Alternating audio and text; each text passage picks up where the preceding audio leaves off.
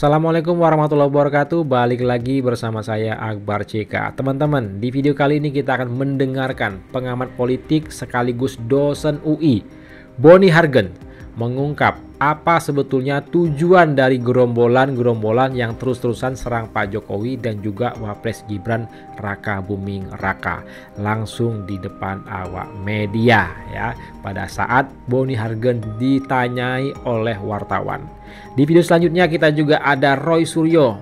Roy Suryo menunjukkan kepanikannya sampai-sampai harus mengadu ke DPR karena mendengar dalam waktu dekat Roy Suryo CS akan ditersangka oleh Polda Metro Jaya terkait pencemaran nama baik yang dilaporkan oleh Pak Joko Widodo di Polda Metro Jaya.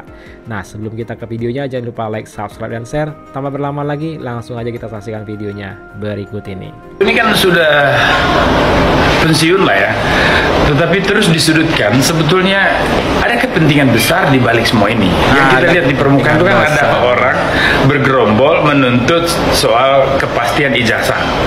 Tapi sebetulnya ada kepentingan besar. Kepentingan besarnya apa? Ada kelompok yang tidak ingin Mas Wapres Gibran itu stabil, apalagi makin kuat di dalam posisinya sebagai wakil presiden. Dan yang kedua, ada kelompok yang sudah melirik jabatan wakil presiden di 2029. Sehingga tentu saja mereka sekarang bekerja untuk menghancurkan Jokowi dalam rangka melemahkan posisi tawar dari Mas Wapres Gibran di dalam kancah politik ini menuju 2029. Nah, kelompok-kelompok ini kan sebetulnya juga beragam. Ada kelompok yang murni pragmatis untuk merebut posisi Mas Wapres. Ada kelompok yang juga barisan dendam, sakit hati yang memang dikecewakan oleh beberapa kebijakan besar yang dilakukan oleh Pak Jokowi seperti pembubaran ormas, terus kemudian juga ada kelompok yang menuding kekalahan di Pilpres itu sebagai rekayasa politik dari pemerintah pada saat itu dan seterusnya.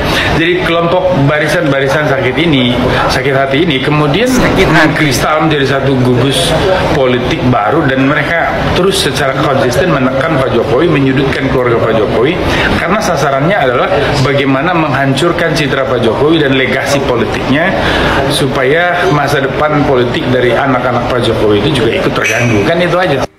Ya, clear, very clear kalau kata Roy Suryo ya. Gerombolan pesakit hati. Ada juga yang ingin merebut posisi wakil presiden. Ada juga gelombang sakit hati yang organisasinya dibubarkan, yang dipecat oleh Pak Jokowi, macam-macam lah intinya ya. Jadi satu.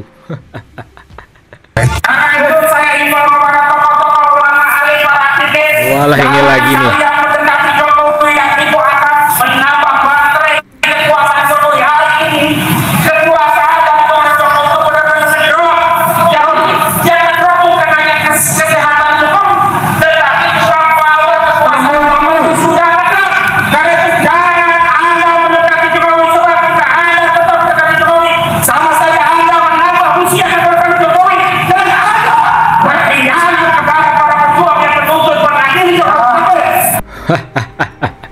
Jangan ada yang mendekati Jokowi.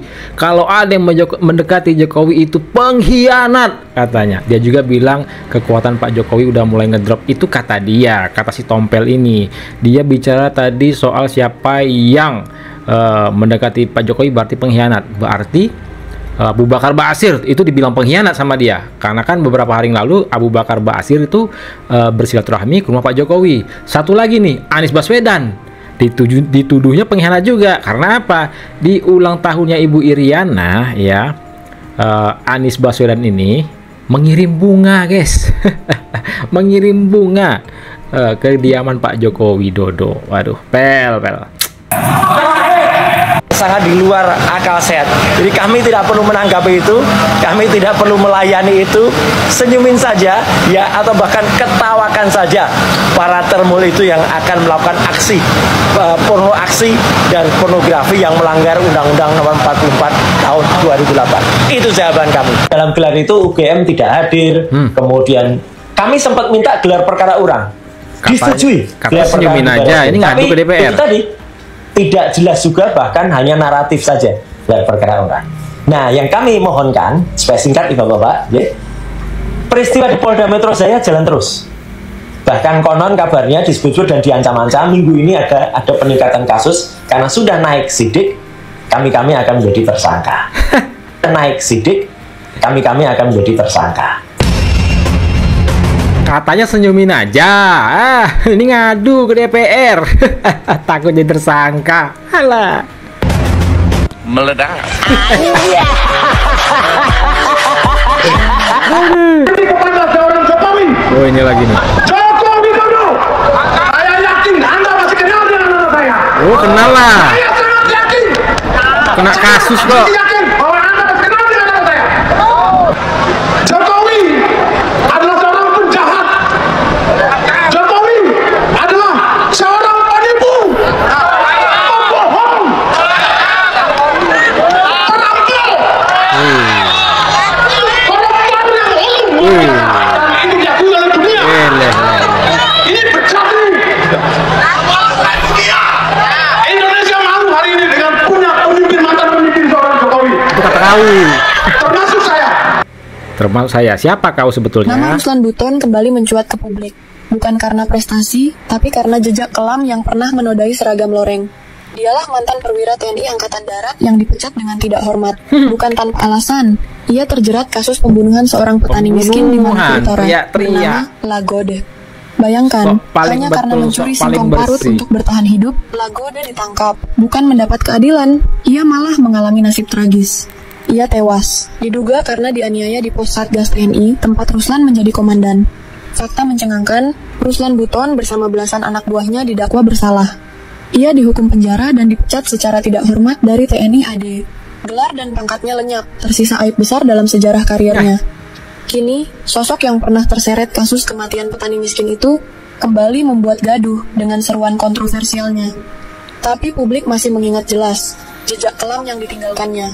Pertanyaannya, pantaskah orang dengan rekam jejak kelam seperti ini bicara soal moral bangsa? Kasus Lagode adalah pengingat pahit. Bagaimana kekuasaan bisa melukai rakyat kecil, dan sejarah itu tidak akan pernah hilang dari ingatan bangsa ini. Tidak akan pernah hilang dari ingatan bangsa ini. Ya, rapor merah. Ruslan Buton yang koar-koar sok-sok minta adili Pak Jokowi. Pak Jokowi koruptor segala macem. Ternyata pembunuh. Astagfirullahaladzim. Ingat ya, mereka benci Jokowi bukan karena Jokowi salah, tapi karena hanya Jokowi yang berani dan mampu membubarkan HTI dan FPI. Cakep. Maka dari itu, mereka gerombolan HTI dan FPI terus-terusan menyerang Pak Jokowi karena kebencian yang mendalam. Karena ormas mereka dibubarkan. Anak abang makan makanlah biar ada lainnya. Biar dingin otaknya. Anak abang makannya nggak nasi, es krim biar dingin otaknya, biar jangan ngamuk ya. Makanya anak abang ya baik dan ngamuk ya.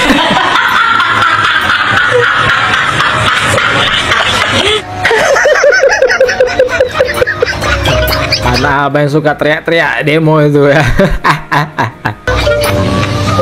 Tentang konferensi pers dari para termul yang sungguh sangat, selain tidak etis ya, tidak bermoral, dan itu juga pasti melanggar undang-undang pornografi ya.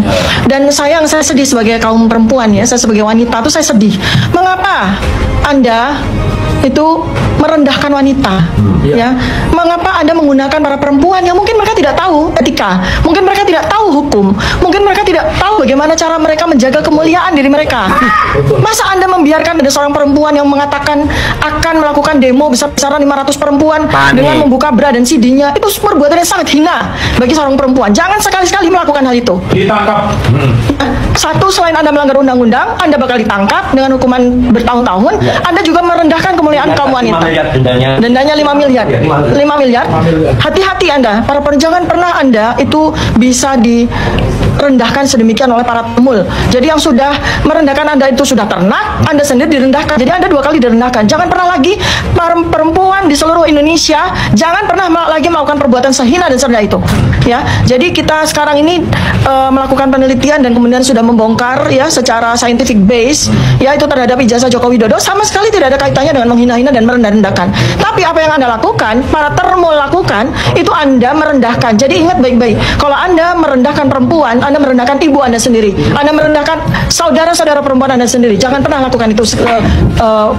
Jangan pernah mengulang untuk melakukan perbuatan itu. Saya ingatkan para termul, Anda terlibat semua pada undang-undang pornografi. Ini diantaranya itu ada yang mengaku sebagai pengacara, sebagai lawyer. Anda menggunakan wanita-wanita yang mungkin kurang berpendidikan, yang mungkin kurang memahami bagaimana menjaga harta dan martabat keperempuanan mereka. Anda menyalahgunakan mereka. Jangan pernah diulang lagi itu. Atau kami tuntut Anda kalau memang Anda melakukan itu lagi. Ya, baik. Terima kasih. Assalamualaikum. Nggak terima pendukung Pak Jokowi itu kemarin ya mengadakan konferensi pers mendesak Polda Metro Jaya untuk menetapkan gerombolan ini menjadi tersangka. Kalau tidak diumumkan ya 500 emak-emak kabarnya akan berdemo mengepung Polda Metro dengan tidak mengenakan maaf brah dan CD. Panik dia, panik lantaran relawan ini mendesak Polda Metro untuk menetapkan mereka ini menjadi tersangka. Satu lagi, Tipa bilang tadi dia merasa kaum perempuan. Sekarang siapa yang percaya Tipa ini seorang perempuan? Saya nggak percaya Tipa ini seorang perempuan ya, karena tidak memperlihatkan ya. Kalau dia ngomong dia itu perempuan, saya nggak percaya. Perlihatkan dulu, perlihatkan dulu, buka dulu ya, buka dulu bajunya. Baru saya percaya laki atau perempuan. Sama seperti halnya dia minta Pak Jokowi itu menunjukkan ijazah aslinya. Kalau nggak ditunjukkan dia nggak percaya ijazah Pak Jokowi itu asli katanya. Kita balik ya kan. Nah, inilah video kita kali ini teman-teman ya. Silahkan ketik komentar kalian di kolom komentar. Yang jelas yang koar-koar, yang ngeributin Pak Jokowi, Wapres Gibran ya, mereka itu barisan sakit hati. Seperti yang dikatakan oleh pengamat politik tadi, Boni Hargens, sekaligus dosen UI. Orang-orang sakit hati, gerombolan sakit hati yang organisasinya dibubarin, yang pecatan zamannya Pak Jokowi, ya wajar aja dipecat. Ya, karena nggak bisa bekerja. Siapa? Repli Harun, Said Gaduh, siapa lagi? Banyak lagi ya. Roy Panci. Terus lagi juga orang-orang yang sakit hati junjungannya kalah pilpres, pecatan, nah itu aja isinya ya. Dan satu lagi, ingin merebut kursi wakil presiden Wapres Gibran Raka Buming Raka dan menjegal Wapres Gibran Raka Buming Raka di tahun 2029 nanti. Itulah sedikit informasi yang bisa saya sampaikan di video kita kali ini. Jangan lupa like, subscribe, dan share. Saya Akbar CK mohon undur diri. Assalamualaikum warahmatullahi wabarakatuh. Salam sehat selalu, bye-bye.